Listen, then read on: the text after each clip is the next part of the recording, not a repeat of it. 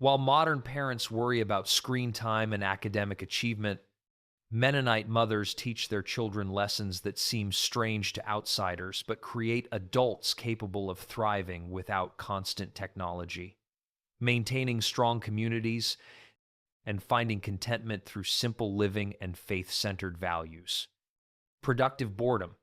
Modern parents panic when children complain of boredom, immediately offering activities, devices, or entertainment to fill the perceived void. Mennonite mothers respond completely differently, teaching children that boredom represents opportunity rather than problem requiring adult intervention. Children learn to sit quietly without external stimulation, developing internal resources that eliminate dependence on constant entertainment. Long church services lasting 2 to 3 hours teach young ones to maintain attention and find interest in activities that don't cater to short attention spans or provide immediate gratification. No tablets, smartphones, or video games exist to rescue bored children. Instead, they learn to create their own play using imagination, natural materials, and whatever resources exist in their environment. This forced creativity develops problem-solving abilities and self-sufficiency that children raised on manufactured entertainment never cultivate. Work itself becomes an engaging activity rather than punishment to endure. Bored children get assigned tasks that contribute to household functioning, teaching them that productivity eliminates boredom more effectively than passive consumption ever could. The result? Adults who generate their own satisfaction rather than depending on external sources to provide constant stimulation and entertainment. Manual labor. Perhaps nothing distinguishes Mennonite childhood from mainstream experience more dramatically than the early introduction to demanding physical work that modern culture considers inappropriate for young children. Girls begin cooking alongside mothers by age 6 or 7, not just watching, but actually participating in meal preparation that feeds entire families. By age 10 or 11, many can prepare complete dinners independently, managing multiple dishes, timing, and presentation without supervision. Boys work alongside fathers in fields, workshops, or family businesses from similar young ages. The physical demands don't get reduced for childhood. If a task requires lifting heavy objects or working in uncomfortable conditions, children participate at whatever level their developing bodies allow. Chores represent expected contributions, rather than punishments or activities worthy of rewards. No allowances get paid for work that simply represents being part of the family. The concept that children deserve payment for basic household contributions seems strange to Mennonite mothers who view such work as character building and practical training. Tired children at day's end signal successful parenting rather than concerning overwork. Physical exhaustion from productive labor creates healthy sleep patterns and builds bodies capable of sustained effort that sedentary childhoods never develop. Modern culture views protecting children from labor as compassionate parenting. Mennonite mothers see it as failing to prepare children for adult responsibilities. Financial responsibility. While mainstream parents give allowances and bail out children from financial mistakes, Mennonite mothers teach money management through real consequences that create lasting lessons about earning, saving, and spending wisely. Children as young as 8 or 9 operate small businesses selling eggs, baked goods, or produce to neighbors. This isn't play money, but actual income they manage, according to principles that will guide their financial lives. The earnings get divided immediately. Tithing comes first, saving second, spending last. The tithing requirement teaches that money belongs ultimately to God, with humans serving as stewards rather than owners. This theological framework prevents the materialism that characterizes cultures viewing wealth as purely personal achievement and possession. Saving before spending seems obvious to Mennonite children, but foreign to mainstream kids accustomed to immediate gratification through parental purchases or credit. The delayed gratification practiced from childhood creates adults capable of resisting impulse buying and building financial security through patience. Natural consequences teach more effectively than lectures. A child who spends earnings foolishly experiences genuine regret without parental rescue. No loans, no advances on future allowances, no softening of the financial pain that teaches crucial lessons about money management. Mistakes with small childhood amounts prevent catastrophic errors with adult earnings. The goal isn't protecting children from financial pain, but ensuring they learn money wisdom when stakes remain manageable, rather than discovering these principles during adulthood when mistakes create lasting damage. Suffering acceptance.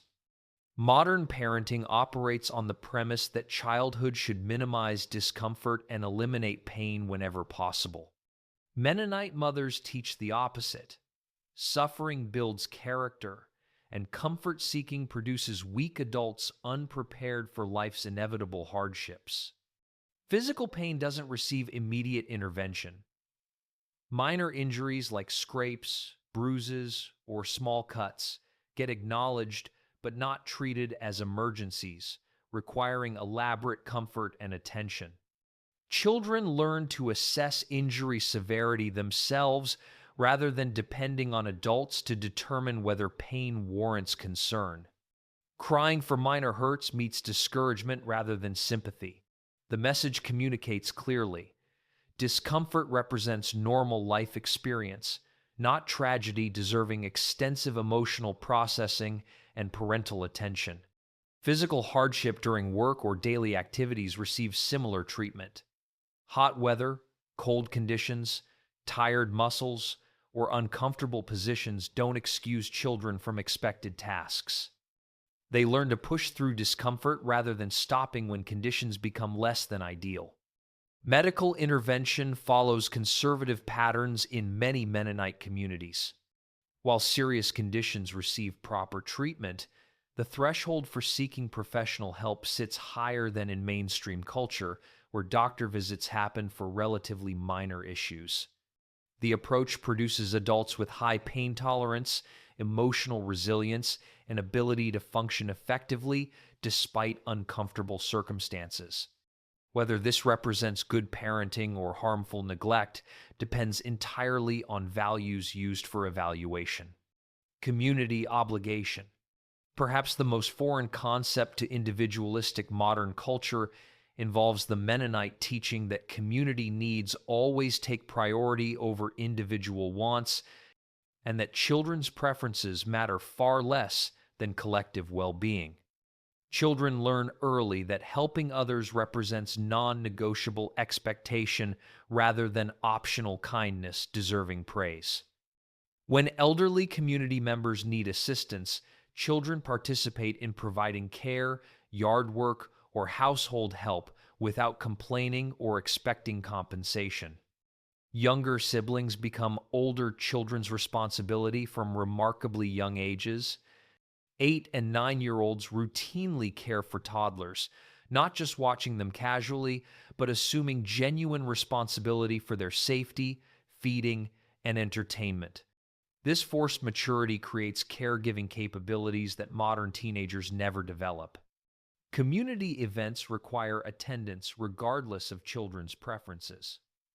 Church services, weddings, funerals, and work gatherings are not optional based on whether children feel like participating. The family attends, and children come along without debate about their personal desires. Personal preferences consistently yield to collective needs. If a child wants to play, but the family needs help with harvest, barn raising, or community service, individual wants disappear without discussion. The expectation remains absolute. Community sustains individuals, so individuals owe community their participation and effort. Sharing isn't taught as generous choice, but as required behavior, reflecting proper understanding of stewardship. Toys, food, time, and attention all get shared because nothing truly belongs to individuals in communities where collective welfare determines everyone's quality of life. This teaching produces adults deeply embedded in supportive communities, but potentially struggling with healthy boundary setting and individual identity separate from group expectations. Theological certainty. Modern parenting often encourages children to explore various beliefs, question assumptions, and develop their own spiritual paths. Mennonite mothers teach absolute theological certainty, where questioning indicates spiritual weakness rather than intellectual curiosity worthy of encouragement. Biblical literalism gets taught without apology or acknowledgement that alternative interpretations exist. The Bible says what it says, means what it means, and requires obedience rather than interpretation through cultural or historical lenses that might soften difficult teachings. Pacifism represents absolute value with zero exceptions. Children learn that violence remains wrong under all circumstances, that self-defense doesn't justify harm to others, and that suffering injustice beats responding with force. This teaching creates adults who will not fight regardless of circumstances, even when mainstream culture considers such responses cowardly or irresponsible. Separation from worldly culture represents spiritual obedience rather than preference. Children learn that maintaining distance from mainstream society protects faith rather than limiting opportunities or experiences. The goal isn't sheltering from reality, but preserving purity in opposition to corrupting influences. Simplicity gets taught as spiritual discipline rather than economic necessity. Living with less reflects obedience to biblical teaching about materialism's spiritual dangers. Children learn to view accumulation as threatening their souls rather than improving their lives. Faith questions receive definitive answers that discourage further inquiry. Doubt represents spiritual weakness to overcome through prayer and submission rather than intellectual honesty requiring exploration. The certainty produces adults with stable faith foundations, but potentially limited ability to engage with competing worldviews or adapt beliefs when life experience challenges inherited assumptions. Modest presentation. From remarkably young ages, Mennonite girls receive teaching about their bodies as potential stumbling blocks for others, creating responsibility for managing male attention through modest covering that mainstream culture increasingly rejects as victim blaming and body shaming.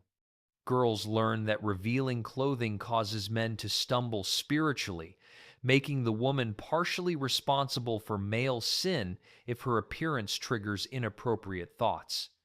This teaching places a moral burden on females to control male behavior through their presentation choices.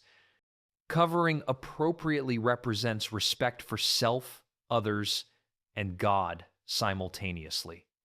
Showing too much skin indicates pride, vanity, and disregard for biblical modesty standards that apply primarily to women rather than men.